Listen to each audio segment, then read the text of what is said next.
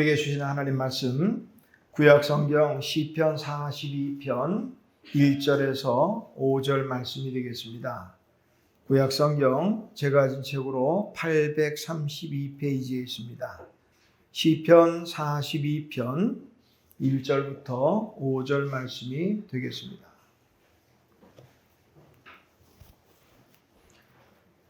시편 42편 1절에서 5절 말씀 찾으신 줄 알고 오늘 우리에게 주시는 하나님의 기록된 계시의 말씀을 제가 봉독합니다. 하나님이여, 사슴이 시냇물을 찾기에 갈급함 같이 내 영혼이 주를 찾기에 갈급하니이다. 내 영혼이 하나님 곧 살아계시는 하나님을 갈망하나니 내가 어느 때에 나아가서 하나님의 얼굴을 배울까?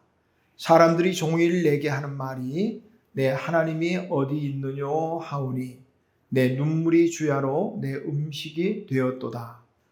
내가 전에 성의를 지키는 무리와 동행하여 기쁨과 감사의 소리를 내며 그들을 하나님의 집으로 인도하였더니 이제 이 일을 기억하고 내 마음이 상하는도다. 내 영혼아, 내가 어찌하여 낙심하며 어찌하여 내 속에서 불안해하는가? 너는 하나님께 소망을 두라. 그가 나타나 도우심으로 말미암아 내가 여전히 찬송하리로다. 아멘. 자리에 앉으시기 바랍니다. 기도하겠습니다. 하나님 아버지, 은혜를 감사합니다. 4월 마지막 주일 예배 하나님께 예배하면서 오늘도 주시는 귀한 말씀 가운데 머리 숙였습니다. 하나님, 오늘 본문의 말씀과 또 우리 함께 읽을 맥체인 성경 통독 분량들 가운데서 우리에게 주시는 하나님의 귀한 말씀을 하나님 또 듣고 깨닫고 이 말씀이 요구하는 대로 살아갈 수 있도록 은혜를 베풀어 주시옵소서. 여러 가지 사정으로 참여하지 못한 분들까지도 주님께서 함께 하셔서 함께 예배할 수 있도록 은혜를 베풀어 주옵소서. 예수님의 이름으로 기도하옵나이다. 아멘. 자, 우리 앞에 계신 분들 인사할까요? 사랑합니다. 건강하세요. 예. 우리 돌아가셨지만 최고의 지성이로 알려진 우리 이어령 교수님, 그가 자신의 삶을 한마디로 표현하라면 어떻게 표현했을까 물었더니 한마디로 말하면 평생 우물을 파는 사람이었다. 스스로를 그렇게 표현을 했어요. 평생 우물을 팠다. 물론 그가 그냥 우리 먹는 물의 우물이 아니라 진리의 우물을 말하는 거겠죠. 어른들은 자기에게 늘 한 우물만 파라 그랬다는 거예요. 그런데 자기를 생각해 보니까 자기는 한 우물만 판 게 아니라 여기 파다가 물이 조금 나올 듯 하면 또 다른 우물을 또 파고 또 나올 듯 하면 또 다른 데 파고, 그러니까 평생 이 우물 저 우물만 파다 갔다. 그가 쓴 책의 제목이 우물을 파는 사람. 책 제목도 아예 그렇게 해서 하나 썼더라고요. 이런 교수는 책에서 자신의 그 목마름에 대해서 이렇게 말을 했어요. 명예를 달라면서 글을 썼더니 어느덧 명예를 얻게 됐다는 거예요. 돈 벌려고 애쓰니까 돈이 생겼다. 그분이 쓴 책들은 뭐 쓸 때마다 다 거의 뭐 베스트셀러가 다 되다시피 하니까. 또 병 때문에, 그가 암도 걸렸거든요. 병 때문에 병원에 다니니까 병이 또 나았다. 그런데 어느 날 너무 외로워서 극장에 가서 영화도 보고 그리고 좋아하는 글도 읽어봤지만 그 마음이 채워지지 않더라고요. 그래서 문득 든 생각이, 이 세상에 나 혼자구나. 그런 느낌이 다가와서 절대 고독 가운데 빠지게 됐다.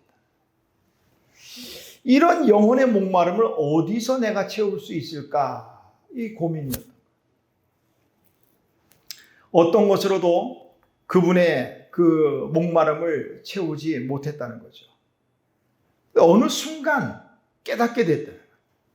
자신의 그 갈증이 바로 진리에 대한 갈증이요, 창조주에 대한 목마름이었다 하는 것을 깨닫게 됐다. 그래서 수없이 많은 우물들을 팠지만 그것으로 만족하지 못했고 비로소 영원히 목마르지 않는 샘물을 만났다. 그 샘물이 뭐냐? 바로 하나님이었다. 이현영 교수는 그렇게 진리의 하나님을 깨닫고 목마름이 채워졌다 하고 간증을 합니다. 이현영 교수가 인생의 갈급함을 인해서 여기저기 진리의 우물을 팠던 것처럼 오늘 시인은요, 주를 찾기에 갈급하다 하고 고백하고 있습니다. 어떻게? 사슴이 마치 시냇물을 찾기에 갈급한 것처럼. 사슴은 열이 많고 다혈질적인 동물이라 그렇게 말합니다.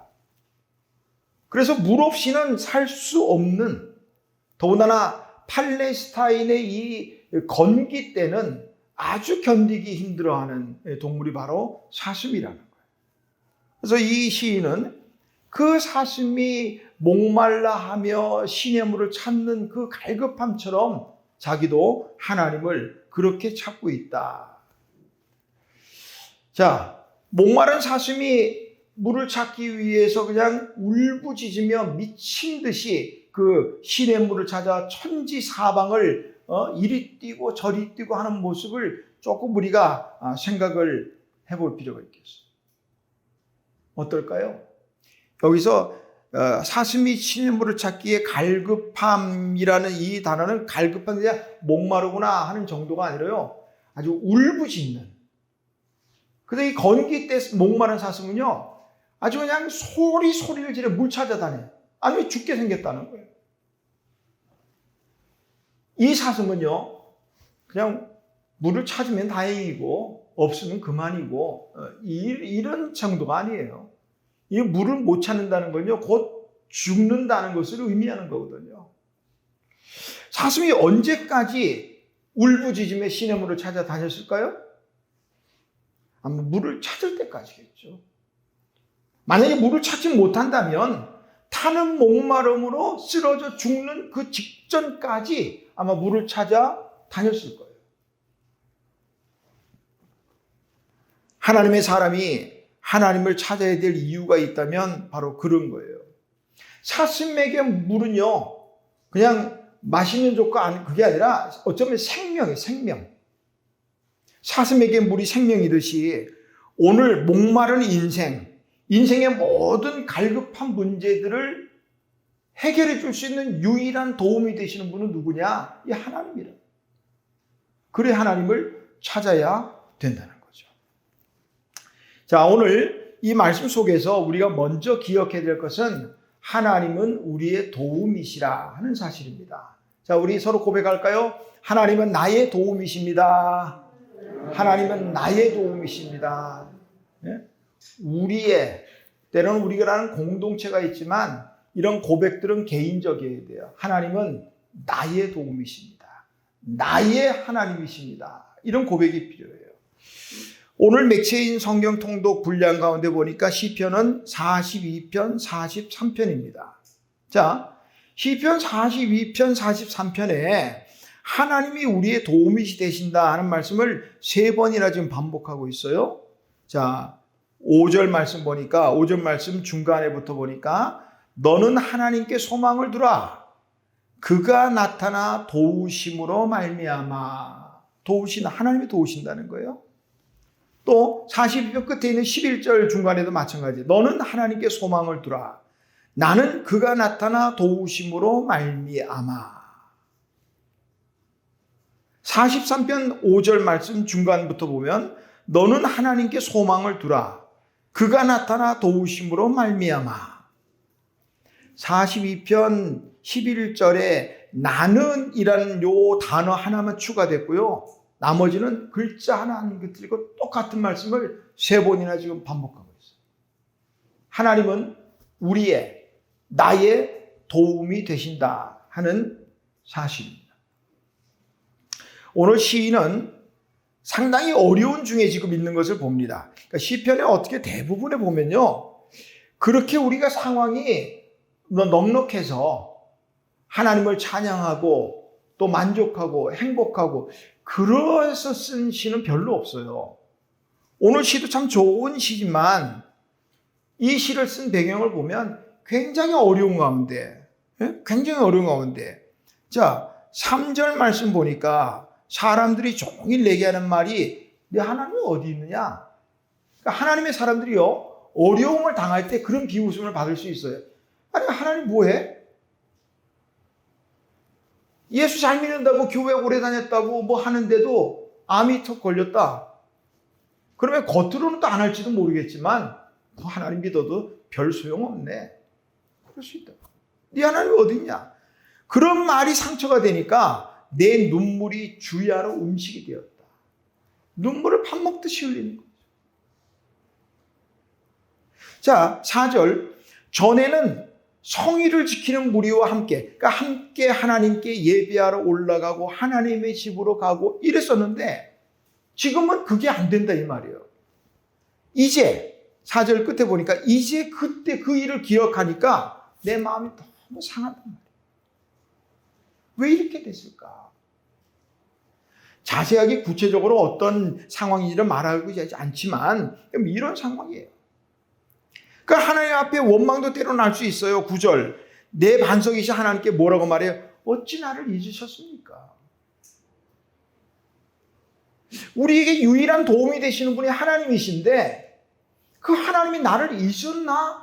라고 생각되면 얼마나 낙심되겠어요.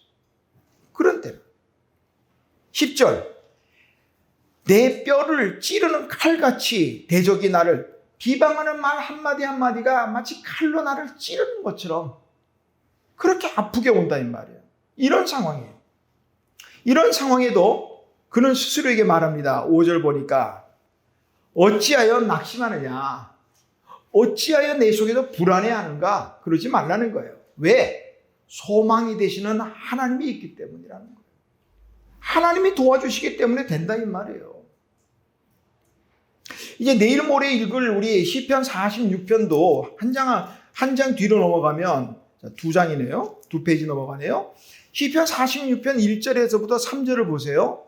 자, 하나님은 우리의 피난처시요 힘이시니 환난 중에 만날 큰 도움이시라. 그러므로 땅이 변하든지 산이 흔들려 바다 가운데 빠지든지 바닷물이 솟아나고 뛰놀든지 그것이 넘침으로 산이 흔들릴지라도 우리는 두려워하지 아니하리로다. 자, 어떤 상황에 땅이 변하고 산이 흔들리고 바다에 빠지고 바닷물이 솟아나고 우리 그 예전에 일어났던 쓰나미 같은 거 생각해 보세요. 바다 속에 지진이 일어나니까 그 쓰나미가 몰려옵니다. 30m의 뭐 살아날 재간이 없어요. 두렵다고 느낄 순간도 없을지도 모르겠어요. 이미 두렵다고 느끼는 순간 생명이 끝날 수도 있으니까 말이죠. 이런 엄청난 상황 속에서도 두려워하지 않는다. 왜? 1절이죠. 하나님은 환난 중에 만날 우리의 큰 도움이시니까. 두려워하지 않는다 이 말이에요. 하나님은 우리의 도움이시에요. 이스라엘 백성들이 바벨론의 포로 생활을 마치고 하나님 말씀하신 대로 이제 70년을 마치면서 이제 1차, 2차 포로 귀환을 합니다. 1차는 스룹바벨을 중심으로 귀환하고요. 2차는 에스라 학사 또 선지자를 중심으로 이제 포로 귀환을 하게 됩니다. 그게 에스라 7장과 8장에 포로에서 2차 귀환한 사람들의 숫자와 명단까지 기록을 하고 있습니다. 근데 그들이 포로에서 귀환하게 된 것은 어떻게 된 걸까? 뭐 바벨론과 싸워서 이겨가지고? 아니요. 성경은 그렇게 말하지 않습니다. 자, 에스라 7장 9절에 보니까 그들이 어떻게 이렇게 포로에서 귀환할 수 있었는지 이렇게 말하고 있어요. 첫째 달 초하루에 바벨론에서 길을 떠났고 하나님의 선한 손에 도우심을 입어 다섯째 달 초하루에 예루살렘에 이르니라. 당시에 바사왕 아닥사스다입니다. 아닥사스다 제7년 첫째 달 초하루, 그러니까 1월 1일이죠. 1월 1일 날 바벨론에서 출발해서 다섯 번째 날 첫째 날 5월 1일 날, 그러니까 약 4개월 만에 바사에서, 지금 말하면 페르시아에서, 이란, 페르시아에서 팔레스타인까지 왔다는 거예요. 예루살렘까지. 그 거리는 장장 1500km입니다. 그 먼 거리, 페르시아에서 예루살렘까지 그 1500km 되는 그 먼 거리에 얼마나 많은 어려움과 환난들이 있었을까요? 그러나 그런 어떤 어려움이 있었을지라도 문제가 되지 않는 것은 하나님의 선한 손에 도우심이 있었다는 거예요. 그래서 안전하게 예루살렘에 도착할 수 있었다. 선지자 에스라의 고백입니다. 하나님은 우리의 도움이 되시다. 왜 하나님이 우리를 도우실까요? 왜 하나님이 우리를 도우실까? 여러 가지 많은 이유로 우리가 발견할 수 있겠지만 간단하게 생각하면 사랑하니까. 하나님 우리를 사랑하니까. 아멘. 우리 인사할까요? 하나님은 당신을 사랑합니다. 하나님은 권사님을, 장로님을, 집사님을 사랑합니다. 그러니까 도우시는 거예요. 애굽에서 430년 뭐 사는 게 아니죠. 노예로 살았으니까 말이죠. 우리나라 일제 36년 정도 살았다는 거, 그게 뭐 죽을 때까지 아는 사람들은 마음속에 한이 되겠지만 이스라엘은요 430년이에요. 430년. 그 애굽에서 하나님이 이끌어내서 가나안까지 40년을 인도하십니다. 때로는 불기둥으로, 때로는 구름기둥으로 인도하시고 그것으로 또 보호도 하시고, 낮의 더위는 구름기둥으로 서늘하게 만들어주시고 밤의 추위는 불기둥으로 따뜻하게 만들어주시고, 또 그 구름기둥과 불기둥이 가는 길을 앞서가서 인도도 하시고. 왜? 이스라엘이 하나님에게 어떻기 때문에? 하나님이 이스라엘 없으면 뭐 어떻게 될까봐 그래요? 이유는, 자, 신명기 7장 7절에서 8절 보니까 이렇게 말씀하셔요. 여호와께서 너희를 기뻐하시고 너희를 택하심은 너희가 다른 민족보다 수요가 많은 연고가 아니니라. 너희는 오히려 모든 민족 중에 적으니라. 여호와께서 다만 너희를 사랑하심으로 말미암아. 이렇게 나와요. 사랑하시기 때문에. 하나님께서 우리를 얼마나 사랑하셨는지 우리는 잘 알잖아요. 독생자라도 아끼지 않고 십자가에 내주신 그 사랑, 그 사랑이 우리를 죄와 허물 가운데서 구원하시는 하나님. 그렇게 사랑하시는데 어떻게 우리가 어려울 때 안 도우실 수 있는 말이에요? 도와줄 수밖에 없어요. 지금 오늘 우리 가운데 어떤 어려움과 어떤 고통의 문제 있습니까? 시냇물을, 사슴이, 목마른 사슴이 시냇물을 찾는 것처럼 하나님 찾으세요. 하나님을 구하세요. 하나님께서 도와주신다는 말이죠. 정말이요? 요새 아이들 뭐 말하면 정말이요? 그 말 많이 하더라. 정말이요? 정말이요. 자, 하나님께서 우리 어떻게 도우시는가? 제가 말씀을 이제 또 쭉 찾아서 이제 읽어 드릴게요. 자, 하나님은 언제 우리를 도와주실까? 시편 57편 8절이나 시편 108편 2절에 보니까 비파야 수구마 깰지어다 내가 새벽을 깨우리로다. 시편 119편 147절 내가 날이 밝기 전에 부르짖으며 주의 말씀을 바라싸우니 주의 말씀을 조용히 읊조리려고 내가 새벽녘에 눈을 떴나이다. 잠언 8장 17절입니다. 나를 사랑하는 자들이 나의 사랑을 입으며 나를 간절히 찾는 자가 나를 만날 것이니라. 여기서 간절히라는 말씀을 잠언 8장 17절 찾아보시면 거기에 숫자가 적혀 있고요. 밑에 주석이 나와 있어요. 간절히 무슨 뜻이냐? 새벽에 이렇게 되어 있습니다. 자, 시편 5편 3절입니다. 여호와여 아침에 주께서 나의 소리를 들으시리니 아침에 내가 주께 기도하고 바라리이다. 시편 88편 13절입니다. 여호와여 오직 내가 주께 부르짖어 싸우니 아침에 나의 기도가 주의 앞에 이르리이다. 새벽, 아침, 자, 또 넘어갑니다. 시편 55편 17절입니다. 저녁과 아침과 정오에 내가 근심하며 탄식하리니 여호와께서 내 소리를 들으시리로다. 시편 122편 1절에서 2절입니다. 내가 산을 향하여 눈을 들리라. 나의 도움이 어디서 올까?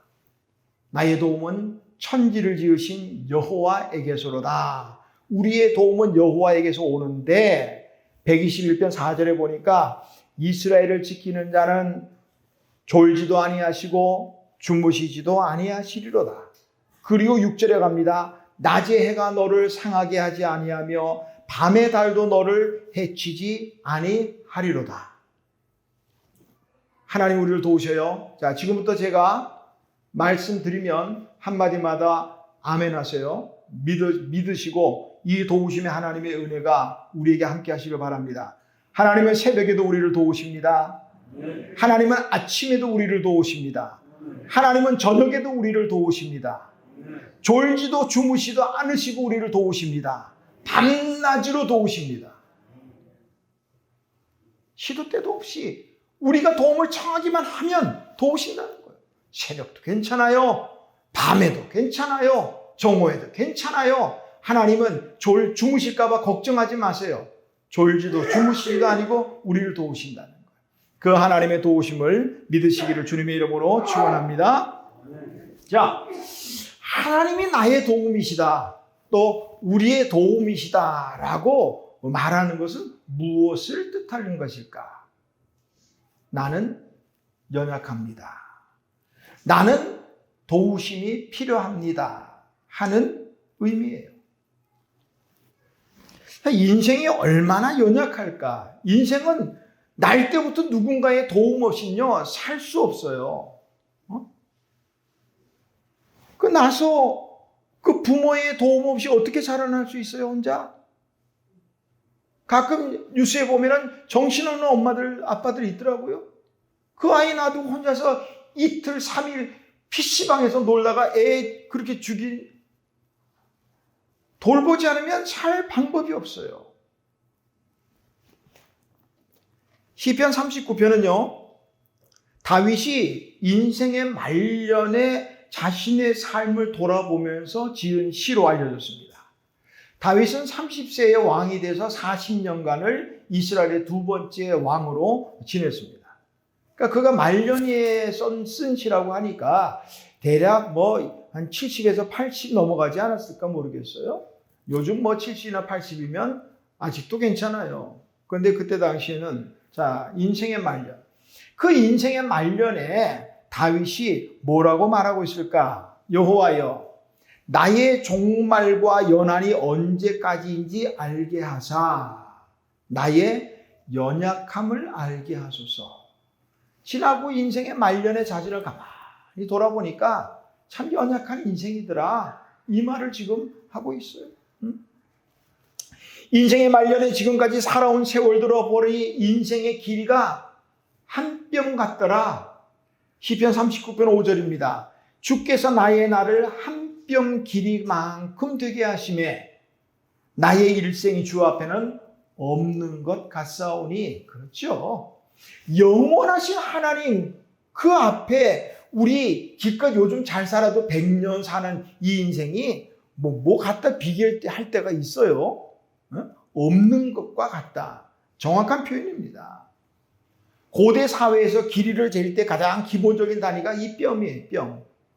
그 다음에 우리가 규빗 말하면 요 길이 규빗 이렇게 나오죠. 다윗이 인생의 말년에 깨달은 게 뭐냐? 야, 내 인생이 한 뼘밖에 안 되더라. 영원하신 하나님 앞에 되니까 이게 없는 것 같더라. 이 말이에요. 시편 39편 5절을 보니까 사람은 그가 든든히 서 있는 때에도 진실로 허사뿐이니이다. 사람이 든든한 것 같아도요, 아무것도 아니에요.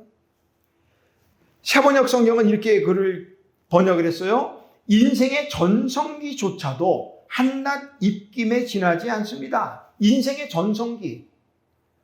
지금 우리는 여기 인생이 좀 차이가 많네요. 20대는 없나 봐. 20대는 없는데 30대부터 80대까지 그냥 쭉 있습니다. 언젠가 전성기는 모르겠어요. 뭐 마음 먹기에 따라서 60이 돼도 나 지금이 내 인생의 전성기야 뭐 그럴 수도 있겠는데 어쨌든 그 인생의 전성기라도 하나님이 입김 한번 불면 그만이에요. 그걸 지금 말하고 있는 거예요.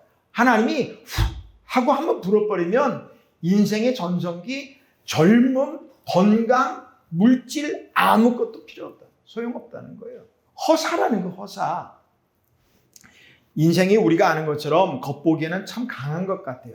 때로 하나 사람은 참 강해요. 교통사고 가끔 날 때 보면요. 차가 완전히 폐차될 정도로 엉망이 되고 보면 야, 저 사람 죽었겠다. 그렇게 하죠. 근데 의외로 멀쩡하게 걸어 나오는 사람이 있더라고. 그런 거 보면 야, 사람 좀 튼튼하구나. 그렇게 생각되는데 그런데 한편으로 보면 인생은요. 참 연약해. 오죽하면 바울이 인생을 뭐라고 표현했어요? 질그릇 같다. 질그릇 같다. 질그릇 보세요.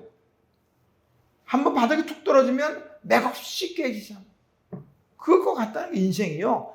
때로는 건강하고 튼튼하고 뭐 할 것 같지만 별거 아니에요. 사람 속의 혈관을 다 길이로 풀면 10만 킬로미터라고 합니다. 지구가 둘레가 4만 킬로미터. 그러니까 지구 2바퀴 반을 돌 만큼 사람의 혈관이 그렇게 다 돼요. 그런데 그 중에 어떤 혈관 하나만 막혀도요, 몸을 못 쓸 수도 있고요, 심하면 그냥 가는 수도 있습니다. 별거 아니에요. 응? 지난 코로나 우리 3년 지나면서 우리 인생이 얼마나 별 볼 일 없는가 하는 걸 우리 뼈저리게 느꼈잖아요. 눈에 보이지도 않는 뭔 놈의 그 바이러스? 그것 때문에 얼마나 많은 사람들이 고통당하고 또 얼마나 많이 생명을 잃었어요? 요즘도 뉴스가 또 나오더라고요. 코로나를 겪은 사람 후유증이 뭐 4배나 많이 들어가더라고요. 뭐 이런 식으로 말이죠. 이제 끝났어요? 아니요. 안심할 수 없어요. 제2, 제3의 코로나가 언제 터질지도 몰라요. 응? 우리 하나님 앞에 겸손해야 돼요. 인생의 연약함을 겸손하게 고백해야 된다. 60만 약해요? 천만에요. 우리의 마음과 정신도 마찬가지로 약해요. 때로는 정말로 저 사람 강심장이야? 천만에요. 때로는 한마디 어떤 충격적인 말만 들어도 맥없이 쓰러집니다. 그게 인생이라고요. 한마디만 해도 절망하고 낙심하고 의기소침해지고 자신감은 다 사라져버린다고요. 이런 인생이기에 성경은 인생을 상한 갈대, 꺼져가는 심지 그렇게 표현을 한 거예요. 신장 1m가 넘는 거인 골리앗을 돌멩이 하나로 그냥 거꾸로 때렸잖아요. 다윗이요. 대단하지 않아요? 그 다윗이 인생의 말년에 우리에게 권면하는 말이 있어요. 나의 연약함을 알게 하소서. 그거예요. 응? 히브리서 4장 15절 보니까 우리에게 있는 대제사장은 바로 예수님이죠. 우리의 연약함을 동정하지 못하실 이가 아니요. 동정한다 하는 말은 조금 우리가 낯선 단어 되는데 공동 번역을 보니까 연약한 우리의 사정을 몰라주지 아니하시는 이렇게 번역했어요. 예수님은 우리의 연약함을 몰라주지 않는다 그 말이에요. 자, 연약하다 하는 이 헬라어는요 아스테네이아 하는 말인데요. 여러 가지 의미를 갖고 있어요. 육체적으로는 피곤하고 배고프고 목마르고 질병, 수많은 질병들. 이 육신적으로도 연약한 아스테네이아 이 말이고요. 그러면 정신적으로 마음이 약해지는 것이나 소심해지는 것이나 두려움을 가지는 것이나 이것도 다 연약함이라는 거예요. 또 나아가서 영적으로 인생의 본성이 약함. 이것을 또 연약함, 아스테네이아 이렇게 말합니다. 요한복음 5장에 보니까 베데스다 연못가에 38년 된 병자가 있었죠. 38년 된 병자. 38년 아프면은 막 오만 방법을 다 찾았을지도 몰라요. 안 되니까. 38년 동안 그를 괴롭히던 그 병, 그게 아스테네이아, 연약함. 성경에 연약한 인생이 얼마나 많이 나오는지 몰라요. 그러가면 고린도전서 12장 5절에 보니 고린도후서 12장 5절에 보니까 사도 바울이 이렇게 말을 했어요. 내가 이런 사람을 위하여 자랑하겠으나 나를 위하여는 약한 것들 외에는 자랑하지 아니하리라. 바울의 자랑이 있다면 자신의 약함이라. 그때 약함, 아스테네이아 이 말이에요. 바울은 자신의 육체의 질병, 그가 표현하면 사탄의 가시, 이것을 위해 3번씩이나 하나님께 기도했거든요. 하나님, 이 사단의 가시를 좀 빼달라고. 육체의 질병에서 좀 놓아달라고. 3번. 언제가 말씀드렸지만 이 3번이라는 것은 단지 횟수를 말하는 게 아니에요. 많이 기도했다는 거. 그럼에도 불구하고 그에게 돌아온 응답은 내 은혜가 네게 족하다. 왜? 내가 연약할 그때 그리스도의 능력이 온전해지기 때문에 그렇다. 고린도전서 1장 27절 28절에 보니까 사도 바울이 우리의 약함에 대해서 이런 표현을 했어요. 하나님께서 세상에 미련한 것들을 택하사 지혜 있는 자들을 부끄럽게 하려 하셨고, 세상에 약한 것들을 택하사 강한 것들을 부끄럽게 하려 하시고, 세상에 천한 것들과 멸시받는 것들과 없는 것들을 택하사 있는 것들을 폐하려 하신다. 왜? 이유를 고린도전서 1장 29절에 이는 아무 육체도 하나님 앞에서 자랑하지 못하게 하려 하심이라. 연약하다. 도우시는 하나님 앞에 겸손하게 나의 연약함을 고백해야 합니다. 자, 앞서서 3번이나 반복해서 하나님은 우리의 도움이 되신다 하는 말씀을 했어요. 연약한 인생이기에 하나님의 도우심은 절대적으로 필요합니다. 자, 만약에 하나님께서 우리를 돕지 않으신다면, 성경의 많은 사건들을 한번 생각해 보세요.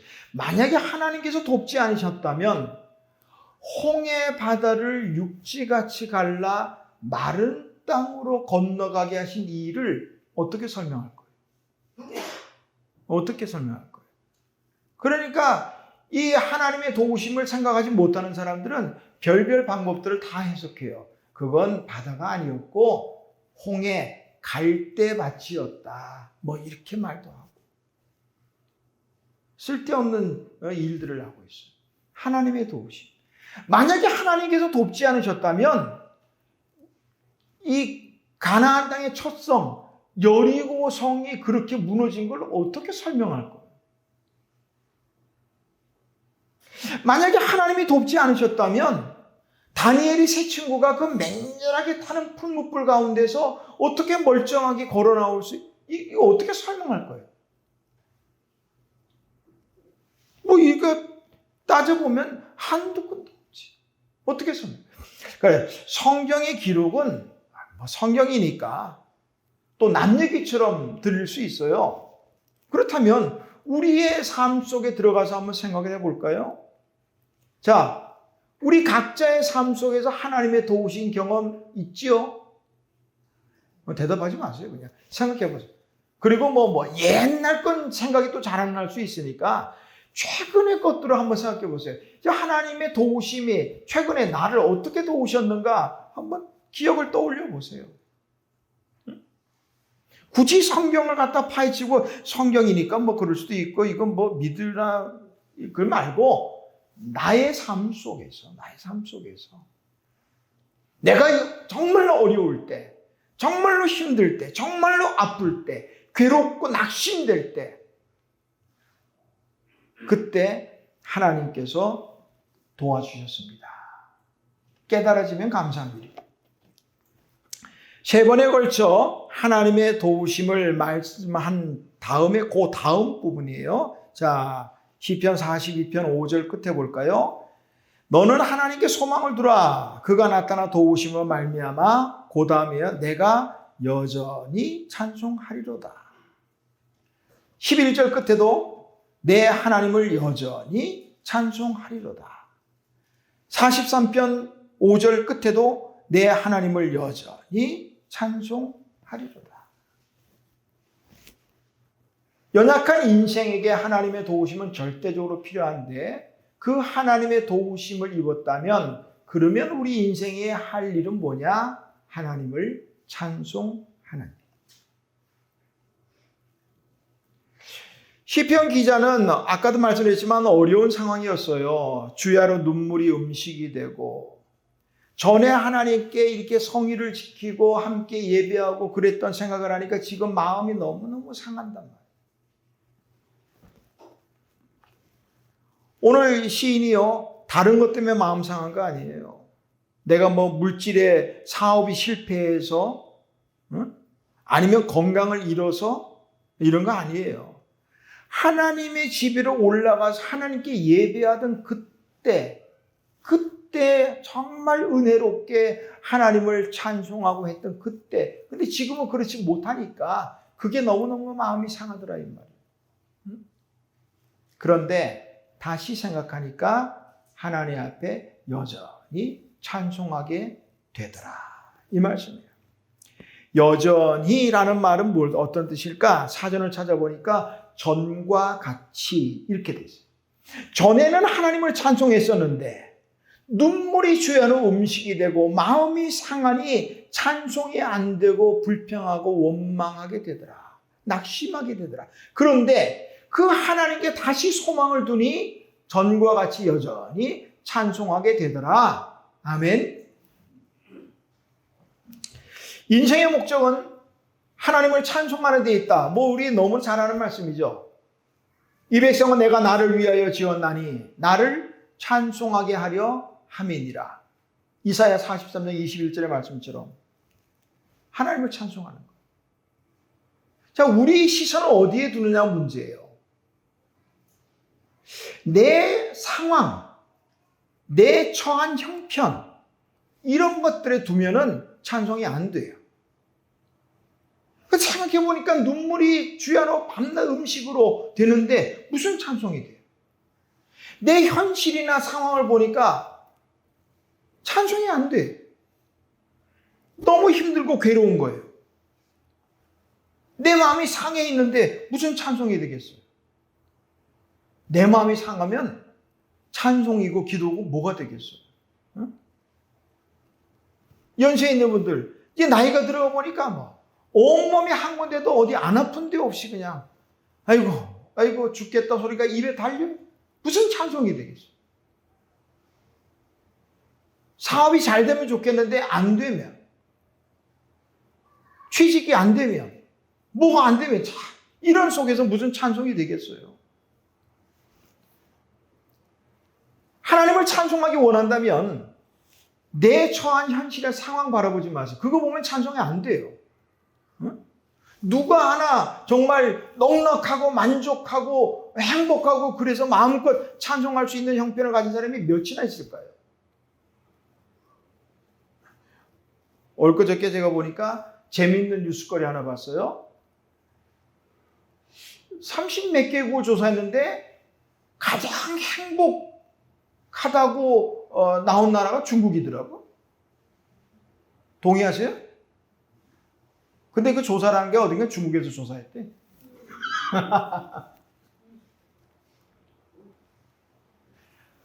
우리의 처한 상황을 보면요, 찬송하기 쉽지 않아요. 그런데 하나님을 바라보니까 되더라는 거예요. 소망의 하나님을 바라보니까 되더라는 거예요. 하나님 찬송하기 원하십니까? 그렇다면 내 현실 바라보지 마세요. 하나님 바라보세요. 그분 바라보면 찬송이 되더라는 거예요. 이제 오늘 말씀 마치고 부를 찬송이 303장입니다. 날 위하여 십자가에 중한고통 받으사. 그 끝 소절이 뭐냐면 다 이렇게 끝나요. 어찌 찬양 안 할까. 날 위하여 십자가에 중한고통 받으신 주님을 생각하면 어찌 찬양 안 할까. 고통만 받으신 것이 아니라 날 위해 대신 십자가에 죽으신 그 사랑을 생각하면 어찌 찬양 안 할 수 있냔 말이에요. 그 생각 안 하고 당장 눈앞에 어려운 현실을 생각하니까 찬양이 안 되는 거예요. 갈 바를 알지 못해 방황하는 인생의 가장 좋은 인도자가 되시는 하나님을 생각하면 어찌 찬양 안 할 수가 있을까요? 졸지도 주무시지 아니하시고 나를 눈동자와 같이 지켜주시는 하나님, 어찌 찬양 안 할 수 있을까?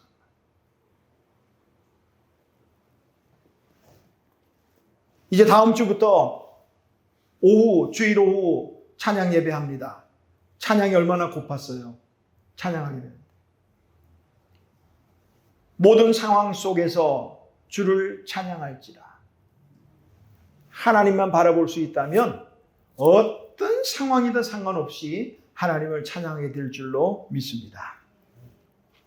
사도행전 17장에 보면 사도 바울이 아덴의 전도, 그리스 지금 아테네르죠. 아덴 전도에 대해서 기록하고 있어요. 아덴 사람들은 사도 바울의 표현대로 범사에 종교심이 많아. 그래서 수많은 신들을 섬겨서 그 신들의 단을 다 만들어 놨어요. 누구 무슨 신 쭉 해서 해놨는데 바울이 보니까 어떤 단에는 알 수 없는 신 이런 단도 있어요. 의도는 그래요. 우리가 신들을 막 섬기는데 우리가 알지 못하는 신을 혹시 못 섬기면 그 신이 분노해서 우리에게 해를 끼칠까 해서 알 수 없는 신이라는 단까지 만들어놔서 대단한 사람들. 이에 그를 바라본 바울이 아덴 사람들에게 말합니다.